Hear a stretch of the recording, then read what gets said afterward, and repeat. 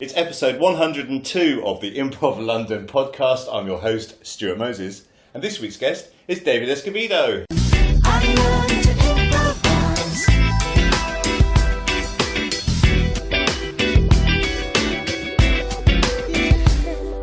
Yay! How are you? I'm doing excellent, actually. This is like my fourth time in England, and I love London, and I love England. The culture, the history, the people, the food. I love the food, so I'm doing excellent. Fantastic. So you're over here this time because you've been performing with Hoopla? That's correct. I run a page called the Boost Improv, the Improv Boost, and then also I have this group called International Improv. And International Improv consisted of someone from Sweden, someone from Poland, people from the United States, and people from London locally, and we all perform together. And the copis and the concept in this one specific project was showing that improv is a language that's universal, that's around the globe. The concept of yes and is universal. The concept of support is universal. And so that art form can actually bind different countries and cultures together. And I think that was really successful and very interesting. We really only had 2 solid rehearsals before the show went up. Wow. So we had to really lean on our previous experience in our own country of what improv was. So yeah, that's the project I did at Hoopla. And it was also my first time stepping foot in Hoopla as well. And I hope we get to talk about that later on. We can talk about it now if you like. So in Hoopla, it was my first time ever stepping into Hoopla. And from like the second, it was overly booked. Like there was people standing room only from the second we walked in. And there was so much positive energy. Are you an empathic person?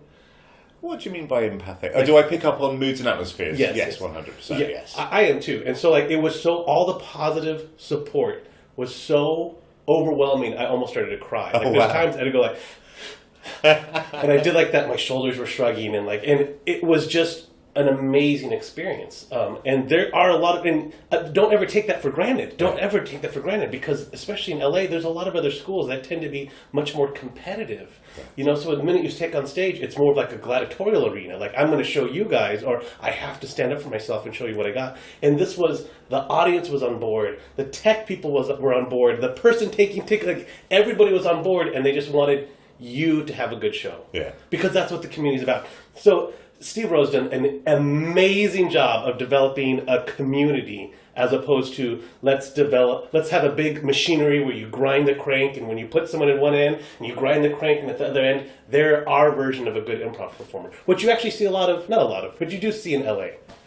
So that experience was really amazing, overwhelming, and it makes me go, I want to go to Hoopla, which is really good. To me, that's really attractive and appealing when you place the community above the end product. You know what I'm saying? Does it make, because so in LA, there's a couple different schools. There's like Second City. There was iOS, which is Improv Olympics, and that closed recently. And there are the Groundlings and all this kind of stuff. And I found that people move to LA to become an actor for film and television. So it drives a lot of people to LA that really burn out really quickly. There's a high turnover rate in LA, and the economy is based on that high turnover rate. So people who are actors know that they should get the Groundlings on their resume, because the minute a casting director sees Groundlings, they know what that is. But if you get a smaller improv company like Open Space, the director doesn't know who that is. The casting director doesn't know who that is. So there's not a lot of credibility that comes with that name. But the education may be way better, or the classes may be way more affordable. So these larger recognition improv schools know that. So it becomes like a big machinery to make a lot of money. And they'll charge about $600 to $700 a class. And then something that'll happen, and I know this happens at Groundlings sometimes, where hypothetically you'll have like a tier 2 class. You'll have 6 tier 2 classes, and up until then it's like, everyone's on board, everyone's a team, this is amazing. And then they'll only offer 1 tier 3 class. And so 6 classes at 10, 12 people a class. You have 60 to 90 people competing for 8 slots in the next class. And that next tier 3 class is only taught every other year. Ooh. So if you don't audition and get in, then you have to wait 2 years to take the next class. Wow. So what it does is it forces people to stay in one tier and take it over and over again. And so that machinery they're paying more money into the company. Right, yeah. Whereas Hoopla seems to be in the opposite end of that spectrum. Yeah. Which I love. How do you feel like people... Do you think there's an internal... Okay, so everyone has their improv journey, but going through Hoopla, is there a Hoopla journey, or is there something like that? Yeah, definitely. Well, my Hoopla journey started... I actually did the beginner's course 3 times. Okay. Not because of anything like you've just described, just that I was really enjoying it, but I was absolutely terrified at performance. Okay. So, but I did it with 3 different teachers, and I learned new things. Even if it was exactly the same with each of the 3 different teachers, I was still learning new things. Right. And then you move on to the performance. So you have a showcase at the end, and then there's long form, and then there's all these other advanced things. So there's a route you can follow, but it's not as prescribed as what you're describing. So I'm taking classes currently at this company called Westside Comedy. It's in Santa Monica, which is still like in Los Angeles County. And so it doesn't have the name recognition of Second City or UCB. All those places exist in Los Angeles. But the teaching I've had there is phenomenal. It seems like a lot of times at these larger organizations too, is there's a curriculum that's handed down. So the UCB curriculum says if you're level 1 teacher, you have to do this in the first class. And on top of that, the added, and I would love to find out if Hoopla deals with this too, is that a lot of schools choose teachers based on how good of an improv performer they are. And teaching is a totally different skill. You can be an excellent improv performer, but you can be a horrible teacher. Yes. Do you find that is in the improv community in London as well? Generally, I've found that the ability to teach and the ability to perform have both been good. I have spoken to 1 or 2 people who have admitted that they think they're better teachers than they are performers. Yeah, that's which is interesting. Yeah. So Westside Comedy, they set out, like one of their goals was, we're going to find good teachers. Those are the people that we're going to recruit. So the teaching level at Westside Comedy is the best that I've ever experienced. And I think partially it's because it's not one of those huge names. So there's not people going there just to have it as a buzzword on their resume. But second of all, that's been their goal. And it's just been amazing. But that's rare. Like a lot of these bigger companies, it could be political. Like I'm giving this person a job here because they're this person or they're on this team or whatever. And so I just find that's another kind of hurdle that we have to deal with in LA every now and then. Yeah. But like I said, the economy is based on people coming in for their acting career and then leaving very shortly after they're not successful. So the teaching doesn't have to be good as long as they can push them through the system. Yeah. So that's something. Yeah. So how did you get involved with Hoopla in the first place to do this international improv thing? So that is an awesome question. It's really strange right now. Social media is such a strange thing right now. It is such like the frontier. So it's funny. I part of this, I love this because I love different cultures and different histories coming together, right? So in America, we always talk about like the gold rush when everyone's pushing west, right? And I don't know what the equivalency would be like in England of like just finding the new frontier kind of thing. But that's what social media is. And one of my passions, one thing I know is there has to be a nexus at which improv and social media meet. And so that's why I'm exploring like the live streaming. I'm going to produce something this weekend called a show-hearsal, where it's going to be rehearsal/show. And my team, the Wretched Hive Improv, is completely aware that it's both a rehearsal and a show at the same time. And we can, so the hurdle or the challenge I'm experiencing is I'll work with a company and the company says, David, we only want you to target people within a 10-mile radius of us because those are the only people that are going to come see our shows. And I understand that logic, that if I can't target someone in Colorado because someone in Colorado is not going to come to your show this weekend. Yeah. I understand that logic. But the reality is what you're missing out on is a global audience. So with this international improv group, we all met on social media. That's how we all met. Wow. And so this is an example of how social media is like, don't think about a 10-mile radius. Think about using the world as your one global improv community or your one global improv stage. I watch a lot of live streaming shows. There's this team in Dubai that I watch their shows every now and then. People are putting their stuff on live streaming it to Facebook or to Twitter or whatever. And with the education you're getting, I think a lot of people go, well, I don't know if that's going to be good quality improv. But my thought is there's more education beyond that. There's what space are they performing in? What's the size of their audience? Are they wearing all the same uniforms? Are they all short form? How do they introduce there's so much more than is that set a good or bad set that you watch the shows for. So that's how we met. And so that's my thing is I find there's a next, because social media is bent on content creation. Like it's just, there has to be people out there that create content. I've taken classes at UCLA. All my contacts in the industry say create content because that's how people are getting discovered. It's not so much audition, grind the audition thing. It's more about if you have amazing content, a producer is going to see that and they're going to create something from it. There was a guy who Oh, this is an interesting example. There's a guy that all he does. You've heard of Twitch? It's that website. Okay. The game's the one where it records people playing games, so people watch that. So. Right, and it's like Patreon, right? You like pay for a membership fee. Like I'll pay $5 a month to come watch or to watch you on the computer. So this guy, all he does is play video games. He booked out the Kodak Theater, which is where they hold the Oscars. Sold out. Wow. Sold out the Kodak Theater. He walks on stage.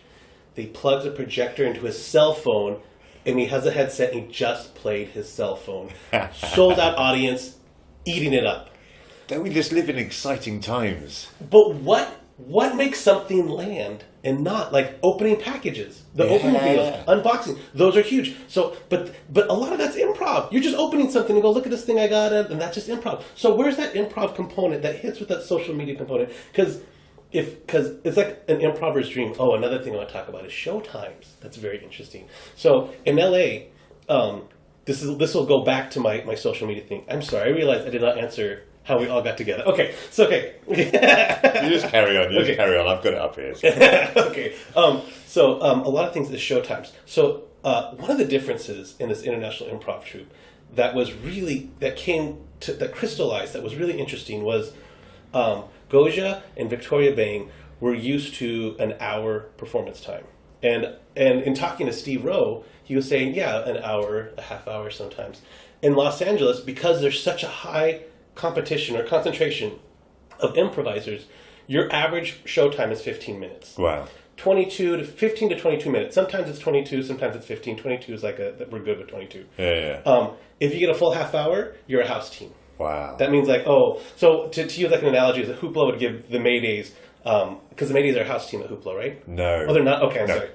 But if the Hoopla had whatever the Hoopla's house team would be. Hoopla has 2 new house teams that it's just building up at the moment. So they're just doing work in progress shows at the moment. But yeah. The analogy would be whatever their house team is, they get the half hour. But if you're a guest team, you're in a team that does the Doctor Who format, right? Yeah. You guys would get 15 minutes. Right. Because then they can put your 15-minute slot in, let's say, like Katie's Project 2, and then you guys split a half hour. Yeah. And the concept there is they get the visibility of you advertising for them, and then both those audiences mix together, and they book the block show, and they have 4 teams as opposed to just 1 or 2, right? So that's how LA works.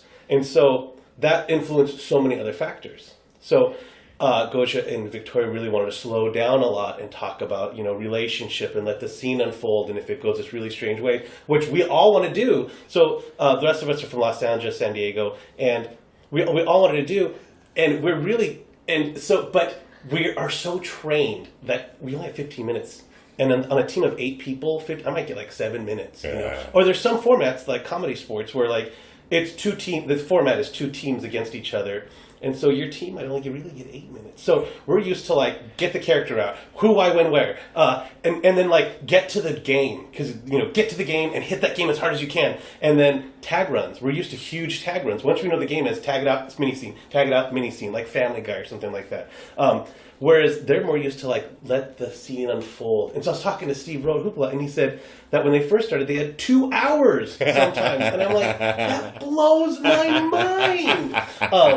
So not only did like the time span like affect us, or was it a difference culturally, but it also affects the way that we perform. Because I noticed that a lot of us were like, the Americans were like, hey, let's go, really high energy and and the people want to slow down and let's find the realism here. Let's find the because in 45 minutes we give a 45-minute slot. An audience is going to get tired if it just joke. Yeah. Another thing that in LA is there's a lot of sketch comedy writers. There's a lot of writers for TVs and movies, and depending on the project, if it's comedy. Typically, comedy writers need that, like Saturday Night Live, you need to get the joke as soon as possible, bit, and you're out. So that's why like our improv tends to be a lot faster, a little wackier at times, whereas it seems like with Goja and Victoria in London, it seems like it just would slowly get to that wacky. And we always want to we want to earn the wacky, but we're eager for the wackiness, right, because we only have 15 minutes to get there. So that was just a really interesting difference too. So to bring us all the way back to Facebook, into Improv International. We met online and everything. And so I love finding those differences. And I'm eager to find those differences in the cultures. And there have to be more differences. So another thing happened where there was a male in the cast. This was during rehearsal. And I'm not going to mention names because I don't want anyone to feel embarrassed. But there's a male in the cast that pretended to comb long hair. And as the scene developed, he was a female in a restroom, like the female attendant in the restroom. That's how it developed. Later on, the note was given, like, you didn't have to be a female because not all females comb their hair like that. Not all females have long hair. And so it was a sensitivity comment, right? And their comment was, so you could have played a gay man. And so in America, especially in Los Angeles, we're like, whoa, not all gay men are effeminate either. And so I'd make the point like, well, he could have been a man, but he could have been a heterosexual, effeminate man. So those are all cultural things too. You know, like the sensitivity. And another thing during the show, okay, I'm popping to, here we go. Come with me to this other section. Another thing is, I noticed during the show, and I knew this was going to happen, but I just wanted to watch it, is there was time that Katie played another accent, another English accent, right? I couldn't tell you what it was, but I could just tell her voice changed and her delivery changed. And she had another accent on. And of course the audience is loving it. They know why she picked that accent with the character. But we as Americans have no idea. You know? And I guess the most American accent that people cling to is the Southern accent. Yeah. Mainly because it's so fun to do. Yeah. That's what I was talking to some of the people like, oh, they love talking like this because you stretch out the words and the cadence is all different.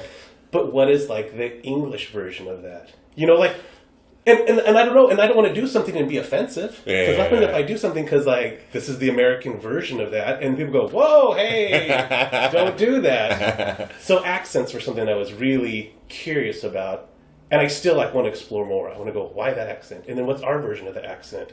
So one thing I did in the show was I did a Spanish accent, a Mexican accent, which is like a stereotype in America. Well, I played a man who thought like this, and get out of my, this is my alley, man. And so we're talking, and I thought like, that's a very easily American thing, like in America, but like, I assume that's not very common in England at all. I'd say definitely less common in England, yeah. Yeah. And then we did a scene with a Boston accent. Hey, bro, you doing? Hey, how you doing, right? Like, and that was a horrible version right there. It came out more naturally in the scene. And I've seen, like, the Boston accent is less frequent here as well. Yeah, I wouldn't say I've ever seen that, actually. Really? So then what about, like, Scotland and Ireland? Or we did a whole show in French. The Music Box did a whole thing in French. Like, how are those accents used? And possibly very similarly, like you're really leaning on a stereotype or leaning on like an expectation when you use that because you want to fulfill the audience expectation of who would use that stereotype, and at the same time throw in that twist of why that person. You want to make that a real person, and then throw in that twist of like how does it fit in the scene kind of thing. Yeah. So all that stuff. That's why I really wanted to bring these people together. And then it originally started off. I met all these people on Facebook. So my whole thing, to take you back even further, was like, a lot of companies want to say, David, I want you to focus on a 10-mile radius. And I'm like, focus on the world, and this is why. So originally I talked to everyone. I said, I can book you guys a show in L.A., and I'll help you guys. And we all just do a show, and I can find a stage time, and blah, blah, blah. And then Katie was like, well, we can do a show in London. And the minute you say London, everybody in America is like, hell yeah, I'm going to London. You know, because people love England. People love London. 3 of them have never, ever been to London. So they were just going nuts. The first day they landed, I took them on a tour of the River Thames. And it was me, Shane, AJ, and Chantel. And the River Thames has like stuff you see in movies. Here's the Tower Bridge. There's London Tower. There's Big Ben. Everyone is going nuts, you know. And so within like an hour, they've hit like these childhood dreams, you know. So the minute that Katie said, yeah, London, everyone's like, yes, London. And they all jumped on board. It's like, okay. So it kind of started from there. That's how it went. But I just love the differences in culture, in style. And I would love to explore that even more because there have to be different improv philosophies even. You know, like, because even in America there's like, I understand, and this is something I want to talk to you about because I listened to all your London improv podcasts. And at one point someone said, I can't remember the guest, but they talked about how in England no one likes game. People are swaying away from game. I don't think that's true. No? Okay. I think it's really hard to spot broad patterns of what's happening. I think maybe some people are suspicious of game. What? Okay, why is that? I think perhaps because they don't properly understand it. Okay. I'm not sure I properly understand it. Okay. I know that personally I'm very interested in the theatrical side of improv rather than necessarily the sketch side of improv. partly because I'm no good at the sketch side of improv. I did an exercise, a workshop with Katie Shute and Jenny Rowe at the Maydays retreat. And the exercise was we'd have a scenario, we'd improvise a scene, we'd improvise it again, maybe swap out a few characters, and we'd make a note of anything funny or notable or anything we wanted to sort of pursue. Nothing I did was ever written down.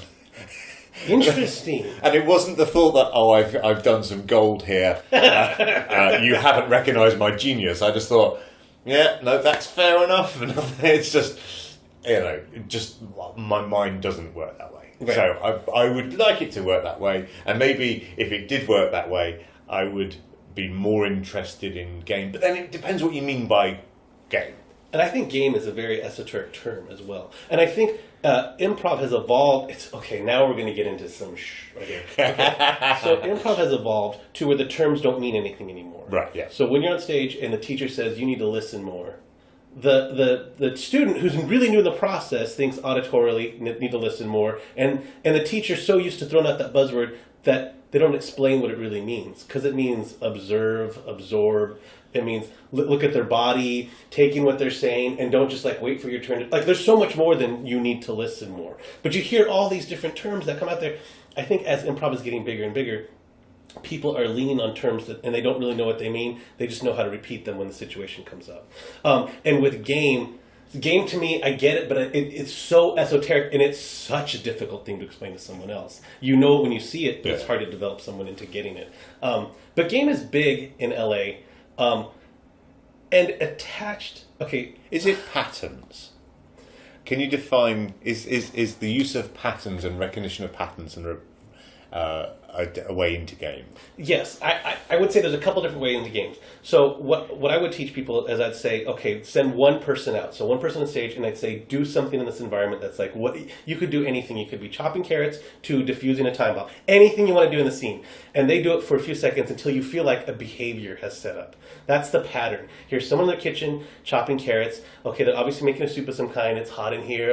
They're and so they set this whole, and it's only one person on stage. So we set up this pattern. They go, everyone see this pattern. What else is still in this pattern without breaking it?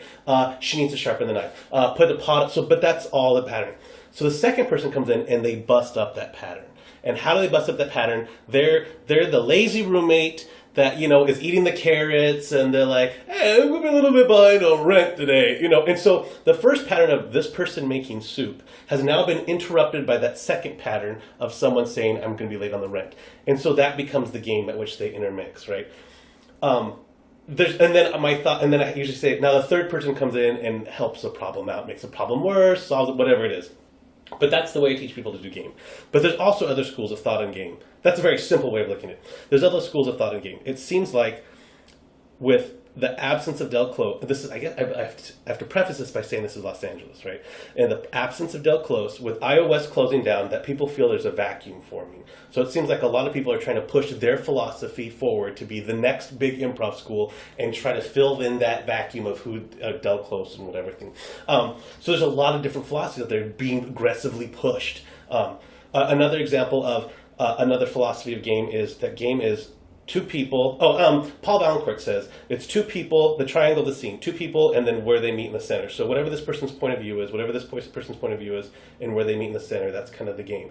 Because people say relationship is the game, and there's people that say, screw game, it has nothing to do with game, it's all about the relationship. They're trying to boil everything in the scene down just to what the essence of improv is, and it can be just two people relating to each other. Another interesting thing is I learned in this rehearsals is that some cultures don't have improv comedy.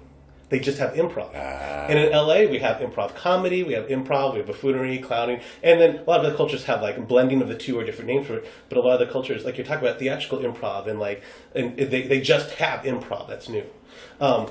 Which is interesting to me. That's just so different. It's to me, one thing that's really interesting is America is just this conglomerate of other things that we stole, and apple pie is German and burgers, whatever. We just stole all the stuff that we liked and we pretend it's ours.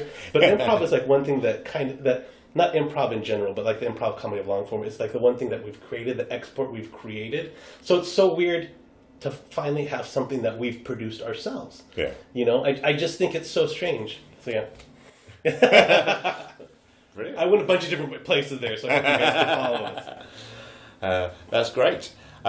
Let's talk about Boost Improv. Improv Boost. What is it called? Okay, it's called the Improv Boost, but the tag is the @Boost Improv. Now, this comes from, in Los Angeles, that nobody getting a lot of stage time. Like, if you get a once-a-month gig, you're solid. You know? Wow. Yeah, once a month, and I'm talking like 22 minutes once a month. You're solid. If you get in a house team, you might get 4 times a month, once a week. And then anything longer than a half hour, if you get an hour show, you probably own the space. That's the way it kind of works. So I see so many people that just want to do improv. There are so many people. The number of people taking improv classes and the number of people actually performing is disproportionate.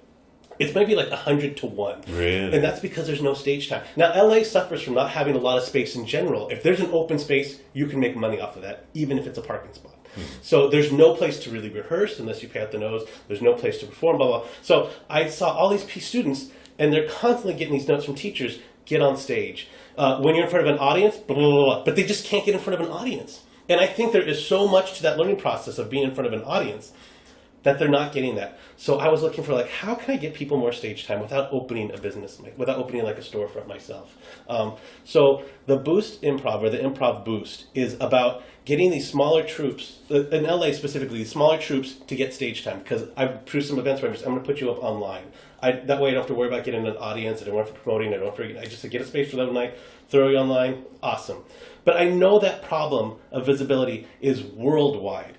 That just because, I feel like, I just said America's, we just exported improv, but I think we're kind of not elitist, but we're kind of like pompous about that, because there's improv going on around the world, and there's like a team I think it's called Werewolf, and they do like horror improv. Yeah. There's a team that does lasers, light shows, so as much as America's like, yeah, we founded improv, we're not stretching the boundaries of improv like other countries are, which I love seeing this crazy improv. Koisha was telling me about this improv troupe she does where it's with a dance team and a musician, and the musician does kind of like black background music as everything's going on, and the dancers can tag out a person in the scene, and they dance the person's emotion. Wow. So person A's talking, person B's been tagged out by this person dancing the emotion, and person A continues the scene as if they're talking to this person's solid emotions. And the dancer still responds physically with their movements, but doesn't respond with words. And I'm like, I love experimental stuff like that. Wow, that's amazing. Because so the improv is like, I want to show that the world is doing improv. One of the issues in LA is someone will go see an improv show, they'll watch a team do the Herald, and they'll go, oh, I want to do that. So they take a class. The whole time in the class, they're thinking, I'm learning how to do the Herald with 8 people in 22 minutes. And the minute you ask them to do something different, hey, I have this Armando that I want to start. No, just the Herald. Oh, I have this, I want to do this dance improv thing where no, I don't know what that is, so I just want to do the Herald. So people get stuck. It's so weird that artists sometimes are the hardest people to get to think outside the box. They're like, no, I'm a Herald. I'm a Herald performer. And I want to be on that stage, on that team. It's like, there's so much more out there for you to explore.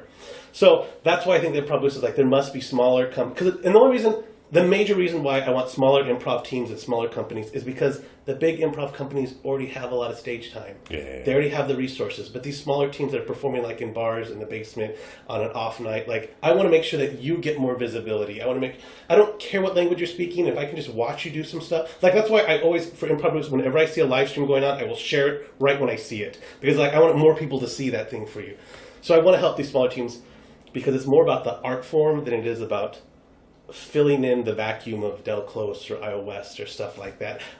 I'm really someone that like really deviates away from like elitism. And improv, I think, works best when we go, everyone's on a different point in their journey. Yeah. Okay, you're new, you started. I knew I started at some point, so let's do a team together. I'll help you out, or whatever it is. Like, I don't necessarily, and so there you get these people that'll be like elitist. And something that happened recently in improv companies, I know that there was a group that started ranking how bad members of the improv company were. Whoa. Which is like, that is the antithesis to improv. That's why I love Hoopla. Because I'm like, to you, it's about the communities. The minute I do, they're like, this is what improv's about. It's not about this machinery, about making money. It's not about like, I'm better than you, all that kind of stuff. It's about all of us working together. So the Improv Boost is about like people around the world. And maybe we could use improv as the common language to come together. That's why I like that this international improv troupe is like, we don't know each other.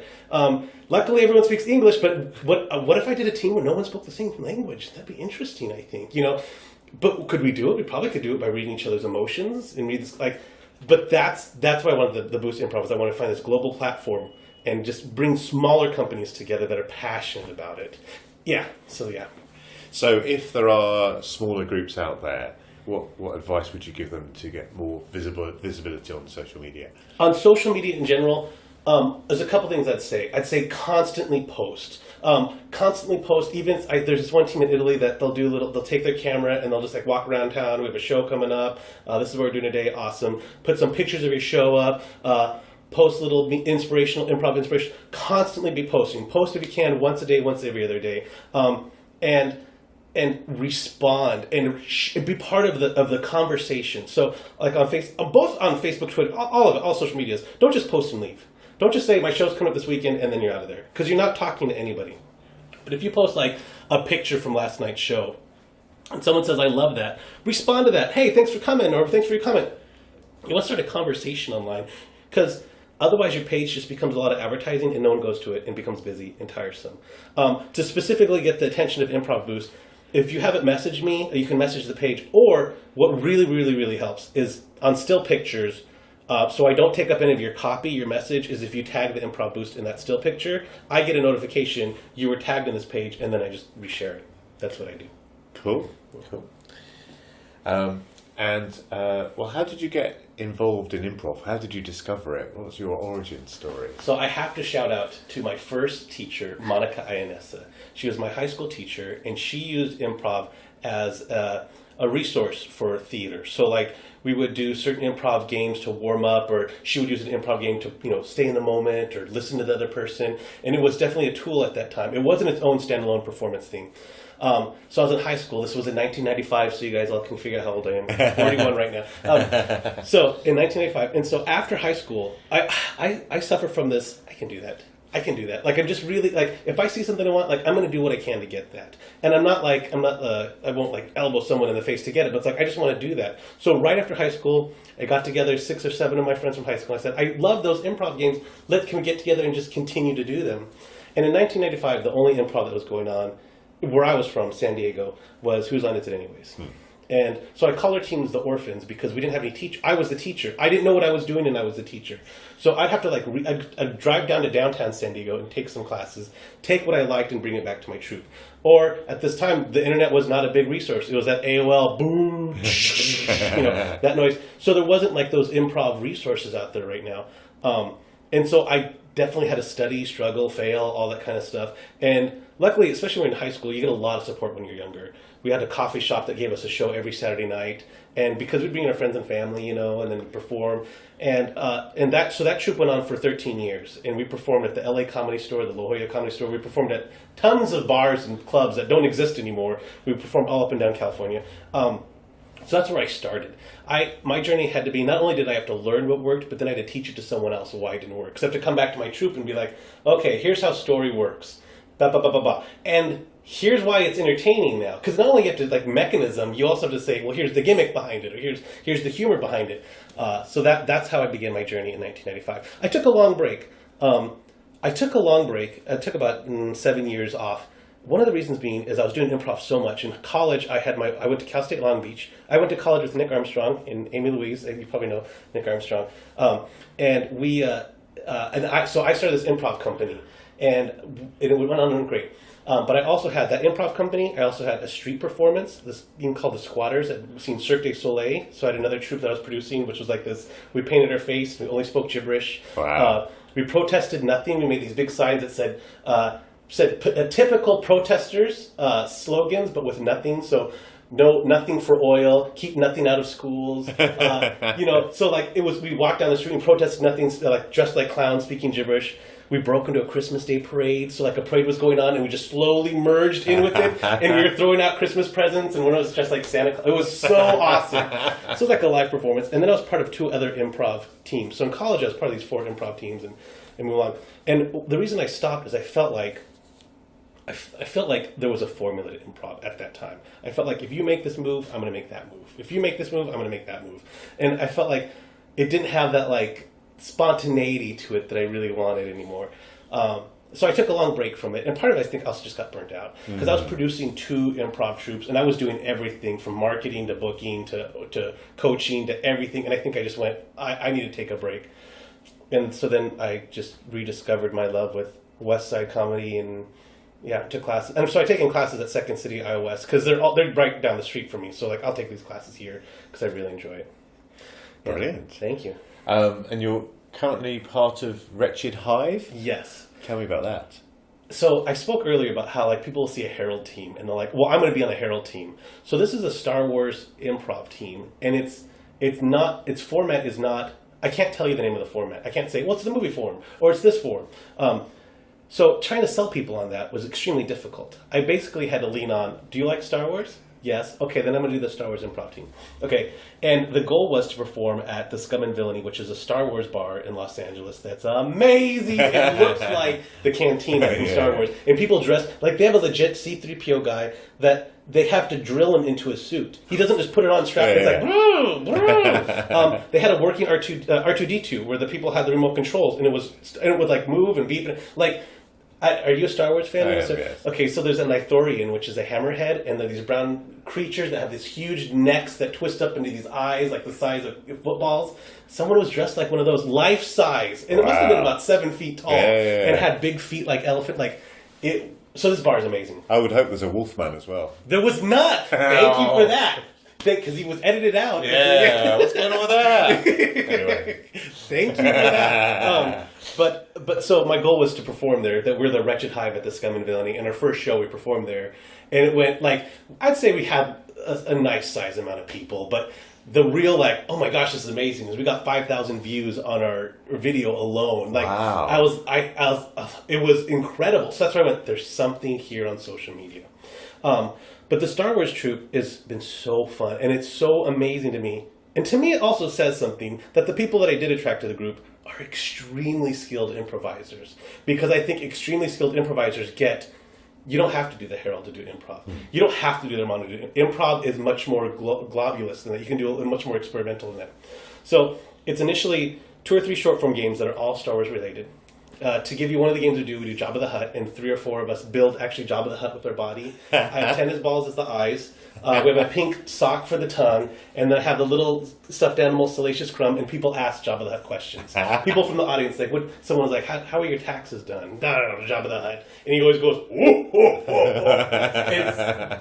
The laugh is the best thing to laugh to. But then all 4 people that build Jabba the Hutt, they answer one word at a time. But they're doing Jabba the Hutt. And then if you're going to go see a Star Wars show and you see Jabba the Hutt, you're like, that's Jabba! Love it! You know? We have a game called Bothams, and there's a line in Star Wars that many Bothams died to bring us this information, and it deals with trying to get information from one Botham to another in an amount of time before each Botham dies. Right, so we have a lot of short form Star Wars games, and the goal was there because our goal was the Scum and Villainy bar, that we're at a bar, so we have like to get people's attentions really quick. So the short form games are really visual, really fast. We got to get people who are drinking and there for other reasons, get their attention, and then we move. Those are all become inspiration or I guess an opening for a long form set. I mean, much like a Herald. Except that the Herald has AI. No. So that's another thing, actually, that I was kind of excited about, is that like people always say, people in Britain, they have really dry wit, and Americans don't get that. And I thought, like, well, Americans are very sarcastic. Like, we'll say so. And so I was really curious, and this was one of the first things I talked about in my group. Like, does everyone get American sarcasm? Because I don't want to like say something and have them go, that guy is a jerk. Like, no, I'm totally kidding. I really like what you do, So, but that's where like comedy is different in every culture. And so how does people from all these different cultures come together and share that stage? So yeah, love it. I love it. I love stuff like that. So I interrupted you because you were going to say, so you have the short form games, it's a bit like an opening, and then you do a long form set. We originally built it as a trade. So we'd say what you just saw are not little fun games; they're actually little vignettes for the upcoming Star Wars movie in 2020. So here we go. We're going to watch, and then we do like an opening. We originally said it was a trailer, but after getting some awesome coaching with Paul Valancourt, if you guys ever get the chance, he's amazing. He has Revolution Theater going on right now. Oh, okay. Revolution Theater's only been around for like a month. I got so much stuff I want to talk about. So it's only been around for a month. They're really incredible. But we were very fortunate. We got him as a coach, and he said, if you're going to say trailer, you got to deliver a trailer. Yeah. And trailers have a certain style where it's like really quick scenes that may not really relate to each other, and they always have one or two scenes that are just grandiose, like a huge explosion, or like just an army coming over a hill or whatever. So you got to deliver that format. So we tried it a couple times, and people on the team were like, "But we like, here's something else." Something else is right. But my people on my team, like, we really like the story. We really like being able to tell a story, and you don't focus on story in a trailer. So we're moving now into saying, well, you've inspired us to write like a Netflix pitch, and we're going to show you the Netflix live first episode. So we do tell a story because we like to having a bad guy, we like having a good guy, we like having them fight with lightsabers or using the force in really crazy ways. So that's another thing is that's probably a trend in America, and I don't know if it's a trend. I want to talk to you about this. Let's put this podcast aside. I want to talk to you about in America, I noticed that narrative is kind of a bad word. That we try to stay away from narratives. That's too plotty. Like you hear that all the time in classes. That's too plotty. Yeah. There's also that opinion here. Really? But I love narrative. I do too. And I don't find it that difficult. And I don't, it sounds really horrible, but I don't really understand why other people find it difficult. But that might be because I start with relationships. Sure. And I start with relationships, and then the plot evolves from that. Whereas I'm not trying to think of plot first, because if I try and do that, I can't do it. But I'm building relationships first, and then story inevitably evolves from that. I completely agree with you, because I think no matter what story you tell, it's always better when you care about the characters. So if you have a relationship and show those characters are like endearing, then the audience cares about what happens to the story. Yeah. But to me, I just don't. So one thing that makes sense to me is not to play improv for other improvisers, but to play improv for a general audience. And I worked with someone who was trying to develop their own format, and their format was so complex, and like, here's the and everything kind of melts into one another, and I'm like, the only person that's going to get that is another improviser. Okay. And they're going to go, that's really great. That's amazing. But someone that just walked off the street, hey, let's walk in here, they're going to watch and go, I have no idea what I'm looking at.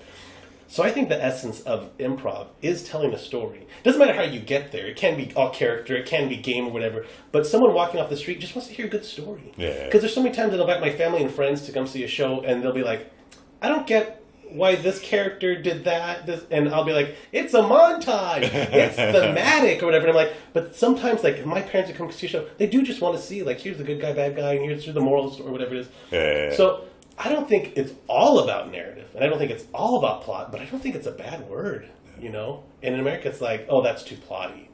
And I think sometimes they use it to be like, to hone your instincts as opposed to, like, be more cerebral. Like, if you're plotty, you're a little more cerebral, so I get that note. But I just don't think plotty is a bad word. I just think...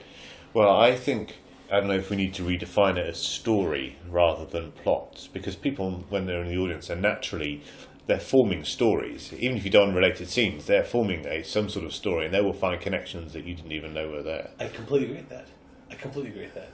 So I mean, those trends. Like when I thought that people in England were very against game, and people in America love game right now. And then for us to be like, oh, we're anti-plot, and you're like, no, plot's just fine. It's like, so there have to be trends in other cultures, and just as people evolve, there's going to be new trends that pop up and everything. So, yeah. That's another thing I want to talk about. You asked me a question. I don't know if I answered it. Yeah. Well, so just going back to the Star Wars narrative. So you're taking inspiration from the short form games that you did. Correct. Are you costumes? Yes. Wow. We have costumes. I dress like a Jedi. We have I don't know if I'm going to throw out some terms that everyone's going to know, but like Tatooine and Jakku, which tend to be desert planets. We have costumes for there. I invite if people want to come up with their own costumes, it's totally fine. I just want it to look generic. Right. So I don't want someone to dress like a Sith Lord, and in the scene they're playing like a kind grandma. You know, it's like, you come up with any costume you want, as long as it doesn't distract from what character you may potentially play. Yes. So we have someone play a little bit more of an engineering kind of rogue kind of guy, or dressed that way, you know. And so and then one guy looks more like a junk trader kind of outfit and everything like that. But the hope is to be more immersive. In LA, like I said, there's so many improv teams that the Herald improv team, there must be and everyone comes up with an inside joke for a name. It's like, we're the yuckle fucks, like, and I use that term because I took a class with Landon in West Side Comedy, and he used that term, and my whole class laughed. It's like, I want that to be our team name now. But that name means nothing. Like, that name doesn't give the audience an expectation. It's an inside joke. It doesn't. So the whole thing in LA, and I think just in general, is how do you make your team rise above the noise? Yeah. So if I can have us have a set theme, have costumes, we're Star Wars Improv. Now we're rising above like these names that you probably forget all the names of these generic teams, and they all kind of sound and look the same, that you have to rise above that. So yeah, we have costumes, and we have a special little intro. We have a couple gimmicks like, the Star Wars theme song. We have kazoos that we call Bith air horns. And the Bith, I'm so nerding out right now. This is entirely the correct place to be now. Okay, awesome. And the Bith are, in Star Wars, they're the bald-headed guys with the black, and they play those are Bith. So we call them Bith air horns, and I'll pass them out to the audience. And so by the time we've seen those short-form games, and I go, and we do our opening Star Wars, and we do, the whole audience is like playing the Star Wars theme song with us. And just this very simple concept of using a kazoo is so different. Yeah. That no other team has ever done kazoos before. And I'm thinking, what is a little like, what are other smaller elements that you can use that would really invade not invade, but be like immersive or draw the, like maybe bubbles. How would you use bubbles in one scene? Or like something that's like, that's not obtrusive or like alienating, but something that just makes you rise above the noise. And I think you have to look for those things in an improv team. So when you start this narrative, Star Wars narrative, how do you establish the first scene? Do you have a set? We're going to see the protagonist in the first scene, the antagonist in the second scene. How structured is it? That's a good question. We try to keep it as loose as possible. Like, as I said, we have some really experienced improvisers, and they're really good. So like I said, I took a big break from improv, and a lot of my original journey in improv was me. I had to go and learn this. I had to do the schooling, and then I had to teach it, and I was producing 2 or 3 troops. I had to teach these other people how to do that. So I really didn't have a mentor. My first team was called the Improv because we didn't have any mentors. I mean, the Orphans because we didn't have any mentors. My return to West Side Comedy, and this could be why I love the class so much, is I have this teacher, Jay Suko. I don't know if you're familiar with Jay Suko. I know the name, yeah. You do? Okay. Jay Suko has this company called Today Improv. And Jay Suko is so simple in his thought process. So simple in his teaching. And it's almost like Yoda. Oh my God, I'm totally nerding out. I wish Doctor Who. I gotta think of another culture besides Star Wars. But like my wife and I decided to take the classes together. My wife has no improv experience, and I've done it for so many years.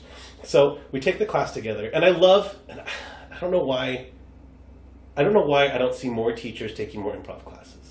Like if you're teaching at this school, why not take classes over at this school to learn what jargon's working, what exercises are working? Definitely, But I've never taken a class and seen another teacher in my class. Why not?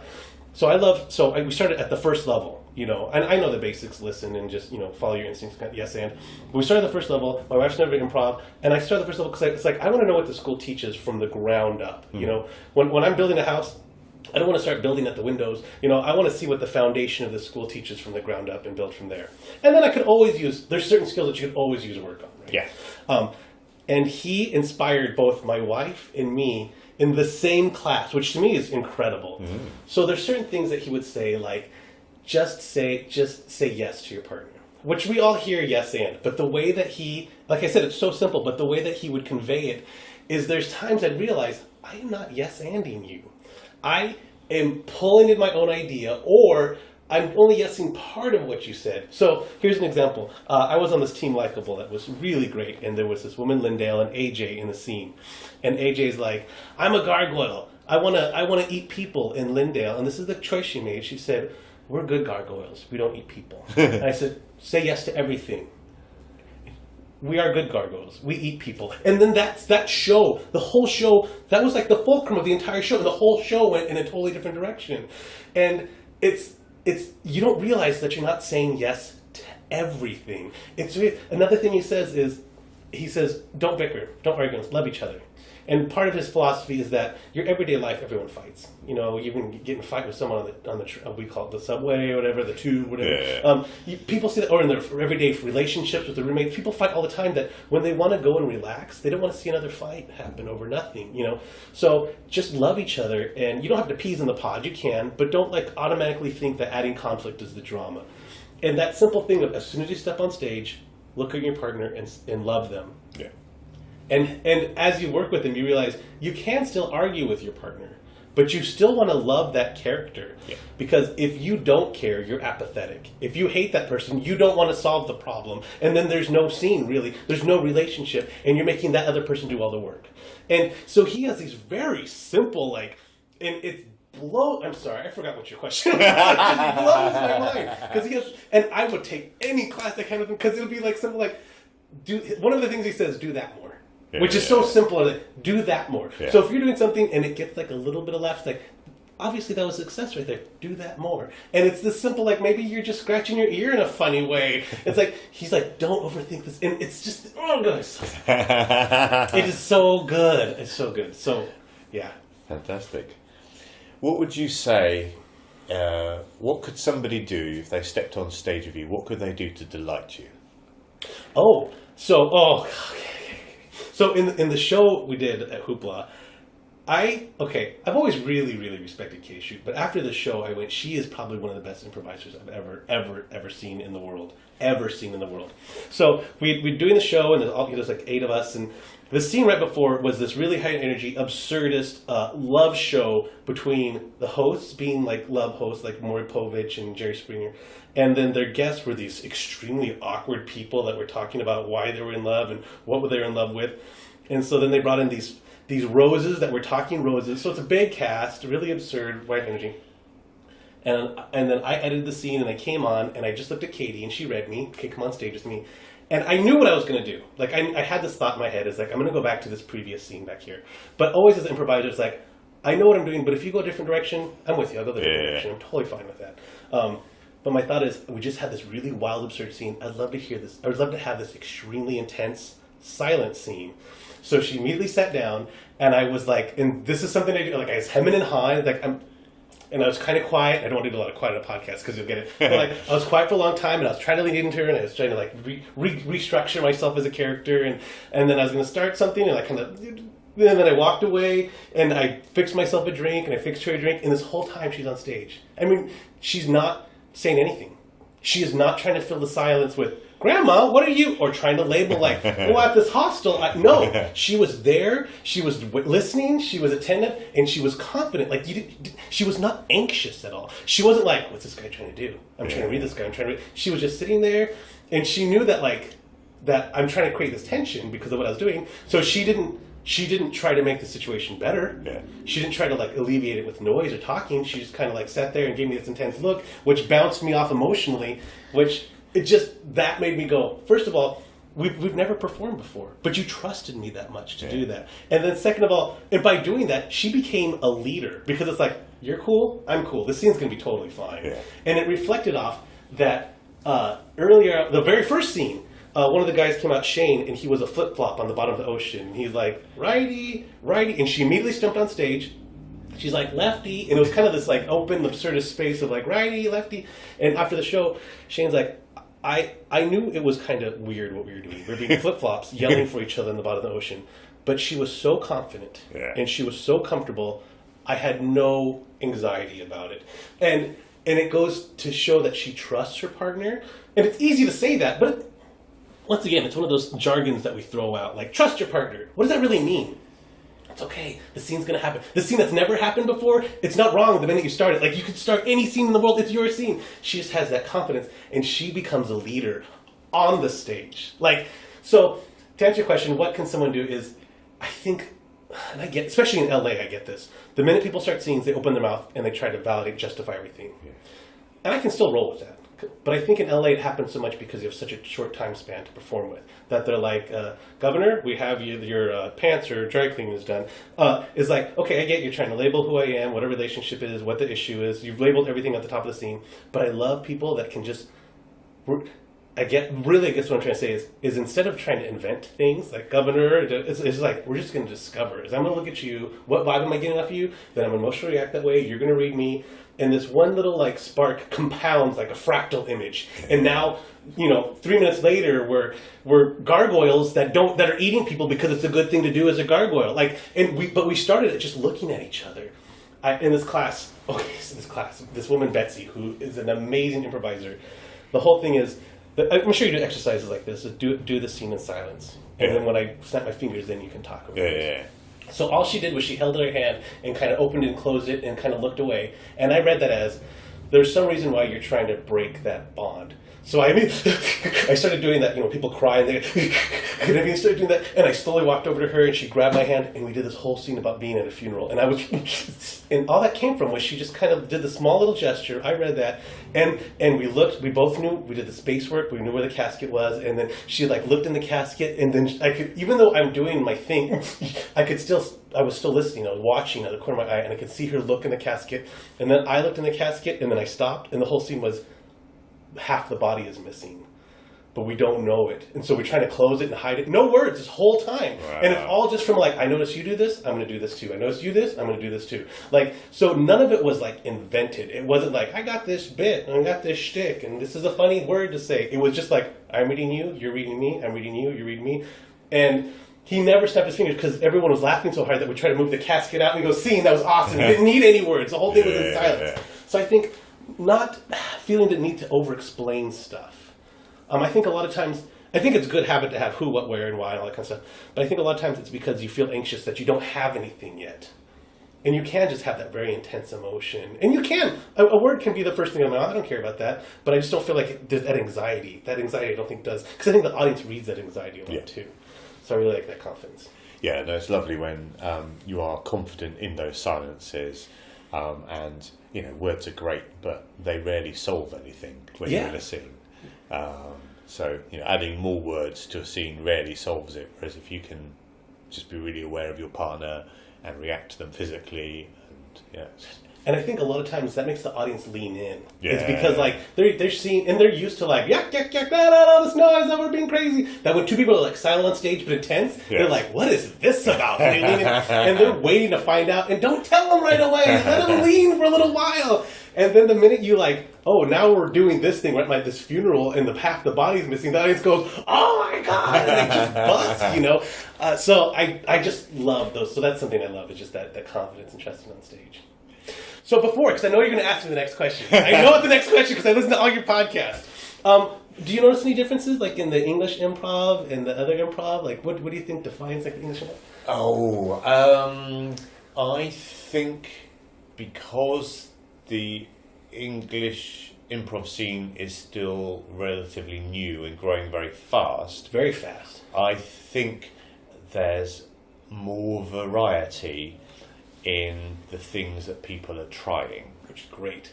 And it's almost like sort of the indie record labels, Yes. Yes. That's a great analogy. Yeah. So we're experimenting, we're trying different things, and I hope we don't end up with kind of major labels which are very successful and very popular, but isn't quite as inventive. I completely agree with that. Do you think that's inevitable? Do you think it's inevitable to have one or two huge companies that are the... I don't know. It depends whether... I like to think not. Okay. I like to think because of the tradition of theatre in the UK, I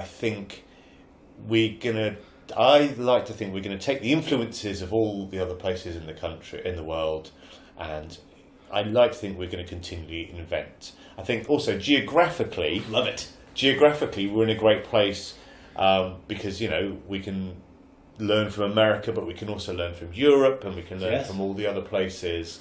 And it's my hope that there's never a generic UK style. I hope there's always a lot of variety and a lot of people experimenting lots of different things. That's my hope. I completely agree with you, and I think it puts England in a very wonderful spot, like you said. So there's this short form, long form improv that came from America, but Italy has a huge improv scene right now, and they had Commedia dell'arte years before Viola Spolin and everything, and so it's more of a clowning before, but that's still improv to a large degree. They wear masks and they go out and they perform. And so if in England, right in the middle, how do you melt those two little elements together to get this new thing? I love your analogy of an indie label. Yeah. I totally love that. So another thing about my Star Wars improv troupe, we're the only Star Wars improv troupe in the world, as far as I know. That's really interesting. Harry Potter, All over the place. all over the place. Sherlock Holmes, there's at least 2 or 3 groups in the UK. Even Doctor Who. Doctor Who, yeah. You know, there's one in LA too. Yeah, we're not Doctor Tuprov, Bryn and I. We know that we're not the only people doing Doctor Who, but we didn't do it because we were the only people that were going to be doing it. We did it because we both love Doctor Who, right? And we were just enthused about it and just enjoyed playing in that universe. But it's interesting you're the only Star Wars. I know in America we're the only Star Wars. Yeah. And then I've done Google searches and I can't find anything. So maybe there's just a smaller troupe out there that doesn't have visibility for a Google hit or something. But I think that speaks to like what you're talking about, the indie label, that people in LA all want to do the next Herald team, and people in England are like, let's try Doctor Who, let's try musical, let's try this, try that. And LA does have variety, but it just doesn't have the variety it should for the amount of artists that have. You know, people should be trying crazy improv stuff. I mean, I wonder if people in London and the UK, if they're doing improv as the end product, they're not doing it as a way into being an actor or into sketch or something like that. Okay, I completely agree with that. Because a lot of, not everybody, but a lot of people in LA are doing improv to put on their resume to go audition for commercials. Yeah. In the last 4 or 5 years, now you're getting a lot more people that are like, I'm here to do improv. But I think you're still getting the like, I'm here to do improv to get paid to do improv, as opposed to like, I'm doing improv to do improv. More decisions that are happening in America is people will choose what college they're going to go to based on the improv community going on. So like, well, I'm going to go to Northwestern because it's near Second City and da-da-da. Or I'm going to go to this college. I mean, and it doesn't have to be a big improv community. Be like, I'm going to this college because they have these improv teams going on around there. So it's becoming like a very decisive, its own like world. So it's very interesting. I love it a lot. Cool. Why do you stay in improv? Can I ask you questions? Are we going to You can ask me questions. Okay. Why do you like? Oh, but you need to go too, don't you? I do, but we've got a few more minutes. Okay, a few more minutes. You can ask me some questions. Go on, ask me some questions. What draws you to improv? So, it's the ability to create something in the moment with somebody else. Okay. And that universe that we create. For me, I'm very interested. It's always about working with another person or other people, and it's creating that shared universe and then getting to play in that universe. Now, what do you think about one-man improv shows? Because they exist. They do exist, and I think I don't like them. I think, oh no, it's a one-person improv show. I don't like this. And generally, I've been won over. Yeah. I don't want to do that because that's not what I'm interested in. Mm-hmm. I think it's very clever, and generally I do enjoy it when I see it. I think I hate it, and then I go, oh yeah, but apart from this one, I want this one. I want this one. But that's not what I'm interested in for myself. I want to go on stage with somebody and create something more than we would have created separately.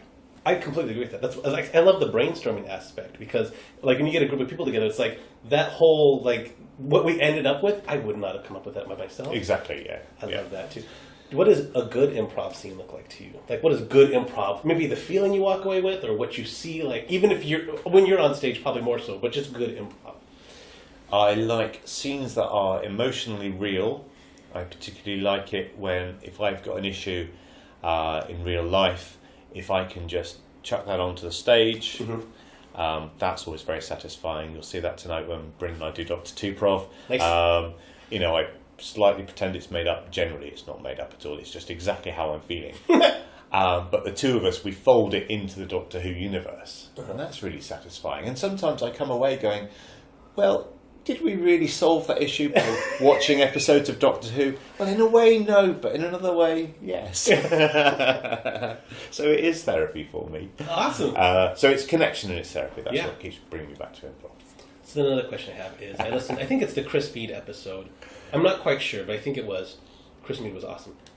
Where he said that a lot of people in England, when they warm up for improv, they immediately start apologizing. Like, oh, my shoulder. That was Steve Rowe. Steve Rowe, okay. Yes, and I have since he pointed that out, I am really, yes. We're all tired. We're all ill. Let's be joyous about the fact we've come together to improvise. I don't want you to lie to me, but I want you to be the best version of yourself that you can be, and I want you to be the least tired version of yourself that you can be. You can still be tired, but I want you to be excited that you're here, right. because this is a gift. We should not take this for granted. Yeah. But do you think it stems from like an insecurity of like, I'm telling you this in case the show goes bad. I told you ahead of time that a headache. So if the show goes bad, I already told you a headache. Or is it a politeness? It's like in America, it's all about individuality. Let me show you my Instagram account that's all selfies. So it's like, I'm awesome. But where do you think that comes from? Because that's culturally. Because Americans are like, yeah, everything's awesome. It could be politeness. It could be insecurity. I don't know. But if I could change, if I could change one thing about improv at the moment, it would be that. Just be pleased to be in the room. Okay. But anyway, that's what I always try and do, because I'm always tired and I'm always feeling ill, and I don't have this mythical peak state that I think exists. That when I hit that, it'll be amazing. I'm always tired. I'm always feeling ill to some extent or other. But I'm just trying to make sure that this is special time, and I just really appreciate it. Awesome. Okay, I know what your next question is going to be. Okay. I'm going to ask anyway for those that have not listened to before. What's your signature move? Okay, what's my signature What's your classic Escobedo? He's done it again. He's brought the house down. He's saved the day. I just add that bit to give people more time to think. Well, I've listened to a bunch of your podcasts, so I've thought, like, what is my signature move? That's a fun game to play as well. If you're listening at home, pause the thing now and think of yours, and guess what David's might be. Yeah. And so I've had time to think about it. I know when I was younger, I do a lot of space work, which I think is really interesting because often people talk to me like, you should teach a space work class. Because, at least in America, there's no classes on space work. They'll be like, interact with your environment, but there's no like real instruction on how to interact with your environment realistically. Like here's another thing in America is there's a school of thought of like, here's how you hold a gun. You hold a gun as if your fingers in the trigger and your thumbs around the gun. Oh. Not the cartoonish, you hold two fingers out and make a gun shape. UCB manual was very strict on this. Yeah.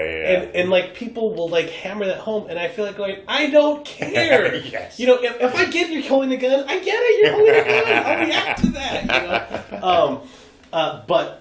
But so there's no, and I think one of the reasons we have that is because there's no instruction on space work here, and a lot of it would be like you take mime or you take like clowning or something like that was what you would use to supplement your time in improv. But I've always done a lot of space work, and I think a lot of it has to do with the second the scene starts, the first thing I do is imagine where we're at. Like the minute that you and I are on stage, even if I'm reacting to you and reading to you, I'm thinking like, okay, are we like in a bank vault? Is there a bunch of money on the side? So one of my first things is like, where is this taking place?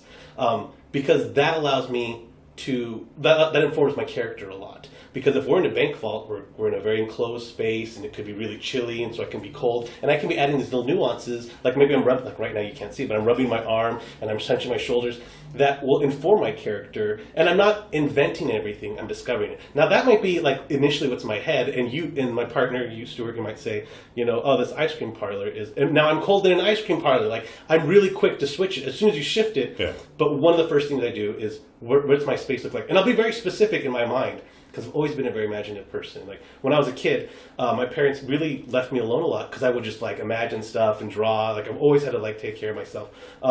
That I'll imagine like, okay, well the vault door is only kind of open, so I kind of look and the vault door is super heavy and it's really cold to the touch. Like I've imagined all these little details because as the scene's going on, it's very rare in real life, except for obviously this podcast, that two people just sit there and talk to each other across the way. So you see a lot of scenes where two people meet and they're about 3 feet apart, kind of, what do you call it? You're kind of faced out towards the audience. So cheating out to the audience. And they just stand there and they're just talking heads. But that doesn't really happen in real life. In real life, you've entered my room and I'm folding my clothes or I'm vacuuming the floor and you're doing your own thing, you're eating an apple. Like, that's what happens in real life, and that's how people are really interacting. So when you have that environment, my thought is the realism is, yes, we're conversing, but we believe in our world just as much as David and Stuart believe in our other world. So, like, I believe that we're in this vault and it's cold, and then I'm thinking, like, why are we here? And even though we could be, like, the classic example is two people performing surgery but talking about sandwiches they just ate. We're performing surgery, but we're just talking about, the sandwich was delicious and the meatballs and that space work and that environment inform your character so much. So, I think my signature move is a lot of space work, and along with that space work, like in addition, is I do a lot of my own sound effects. So if I light a lightsaber, and I'm doing or if I like cock a gun, and I'm doing all my stuff. The classic example that when I was in college, people used to always say is whenever I open a map, I'd always open a map the same way, and I'd make the noises of the map, and I'd always unfold it, and people would like make, oh, David's going to unfold the map, and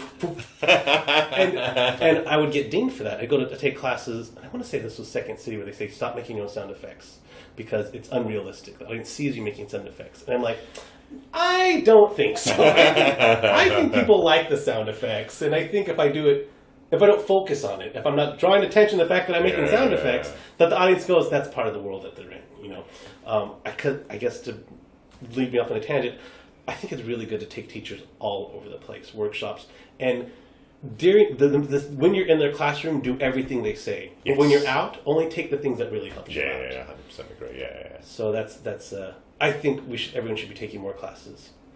Can I tell you one more thing before? So I'm developing. I'm sorry, I don't want to take up all your time. Okay. So I'm developing this theory in improv, and it's really just a theory at this point. Like there's not a lot of grounding in it, but I'm trying to develop it to be a little more specific. So now it's a little vague. But I think there's a class system in improv. And the reason I'm asking you is so you can tell me if it exists in England. is in America, at least in my experience in Los Angeles, there's an elite class, there's a working class, and there's a poor class. Now, the elite class are the people that own theaters, that are getting paid to be teachers, that are in house teams, and blah, blah, blah, blah. There's the elite class. And then there's the working class. And they're the ones that are paying for classes. They're the ones that are in the middle of their journey. They're the ones that are looking to get on a house team. But the reason they're literally the working class is because by their dollars of taking these classes and paying for the shows and blah, blah, blah, they're the ones keeping the company in business. And then there's like the poor class. And the poor class, I would say, is more just like people just starting on their improv journey. Like, this is my first class I've never done before. Or people that may have some sort of challenge that doesn't allow them to really progress forward, if it's like an emotional challenge. Or in LA, I don't know if you have this in England, but in LA we do have people that have like emotional challenges that take classes with you, like people that maybe Asperger's, or there was a woman who was an older woman that just could not be touched, so she had like a proximity thing that made it very difficult, because then there's not trust in the scene. And it's not that like it makes it difficult. I don't have to touch any character in the scene, but I feel anxiety because I don't know if you're going to feel uncomfortable because you don't trust me right now. So I have this concept of like elite. Was like I was saying before, all these teachers I've taken, I've never seen them in another class I've taken at another school. And it could be they feel like I've already taken all those classes. But there's new teachers all the time, and improv is constantly changing. Yeah. And the elite class would be the people that get hired to do workshops at festivals, and everyone wants to break into that because then you're successful and you're making money and everything. But rarely do I see those teachers taking each other's workshops or being on an improv team with someone from the lower levels to help them learn their craft on the way up. And they'll say all the time, go see bad improv because you learn from bad improv, and I don't see them at a bad improv show. Right. Or I say, the rules don't apply to them in a certain sense. Do you see that sort of elitism or that sort of level? Like I said, I'm still really vague with it right now. Yeah, I don't think we're a big enough scene to have that elite level. I don't think there are that many people earning money to live by through improv. Okay. I might be mistaken, but I don't know. I don't think there are that many. So I don't think we've developed into those kind of structures, because I don't think the scene's big enough yet. Okay. Which makes it an amazing time to be a part of it, though. Yes. Because there's so much genuine connection. There isn't that separation. Yeah. This is like the golden era of improv in England, isn't it? Do you think it is? Well, everyone thinks their own era is the golden era. So, yes. You're very right. You're totally right about that. I'm sorry. Yeah. So I've just been thinking about that. That's it. That's really interesting. I love you so much. Oh, thank you so much for doing this. I feel like I was on I love the London Improv podcast. I'm so excited. You love the Improv London podcast. I'm sorry, the Improv London. Oh, so here's an interesting thing. If you ever search up improv in London, this podcast is the first thing to come up across the board. Brilliant. Google, Facebook, anything. This is the first podcast. So you have that. That's an amazing location to be in. That's why I called it this, because it describes perfectly what it's about. But also I was thinking, what sort of search terms could I like to appeal for? And Improv in London, yeah. Oh, that's really good news, though. That's good to hear that's happening. Brilliant. Thank you for being a guest on the Improv London podcast. Thank you so much. Yay. Thank you very much. That was brilliant. I love everybody. Bye. Bye. I made this. That's improv!